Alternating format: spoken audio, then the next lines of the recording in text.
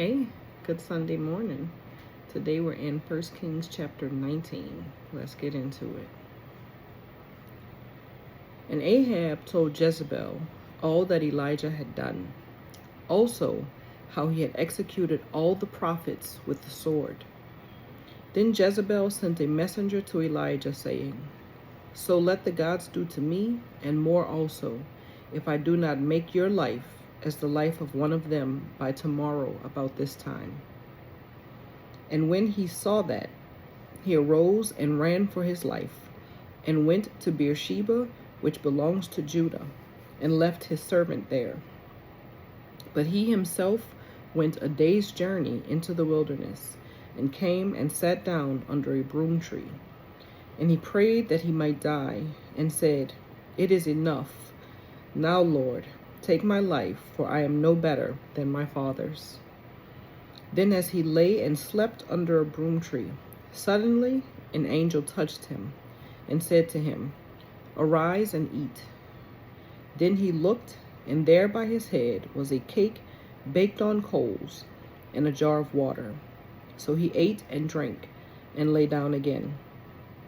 And the angel of the Lord came back the second time, and touched him, and said, Arise and eat, because the journey is too great for you. So he arose and ate and drank, and he went in the strength of that food 40 days and 40 nights, as far as Horeb, the mountain of God. And there he went into a cave, and spent the night in that place. And behold, the word of the Lord came to him, and he said to him, What are you doing here, Elijah? So he said, I have been very zealous for the Lord God of hosts, for the children of Israel have forsaken your covenant, torn down your altars, and killed your prophets with the sword. I alone am left, and they seek to take my life. Then he said, Go out and stand on the mountain before the Lord.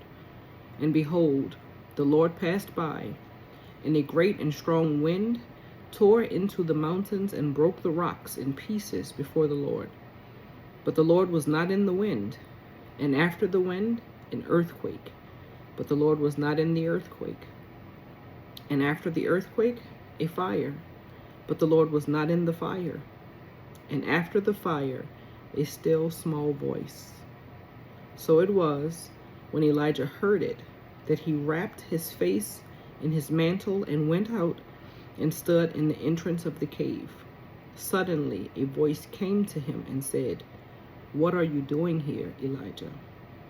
And he said, I have been very zealous for the Lord God of hosts, because the children of Israel have forsaken your covenant, torn down your altars, and killed your prophets with the sword. I alone am left, and they seek to take my life. Then the Lord said to him, Go, return on your way to the wilderness of Damascus, and when you arrive, anoint Hazael as king over Syria. Also, you shall anoint Jehu, the son of Nimshi, as king over Israel, and Elisha, the son of Shaphat of Abel Maholah, you shall anoint as prophet in your place. It shall be that whoever escapes the sword of Hazael, Jehu will kill, and whoever escapes the sword of Jehu, Elisha will kill.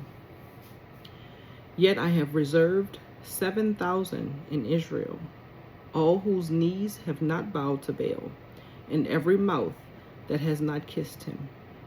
So he departed from there, and found Elisha, the son of Shaphat, who was plowing with 12 yoke of oxen before him, and he was with the 12th. Then Elijah passed by him, and threw his mantle over him. And he left the oxen, and ran after Elijah, and said, Please let me kiss my father and my mother, and then I will follow you. And he said to him, Go back again, for what have I done to you? So Elisha turned back from him, and took a yoke of oxen, and slaughtered them, and boiled their flesh, using the oxen's equipment, and gave it to the people, and they ate. Then he arose and followed Elijah, and became his servant. May the Lord add a blessing to the reading of his word. Have a good day.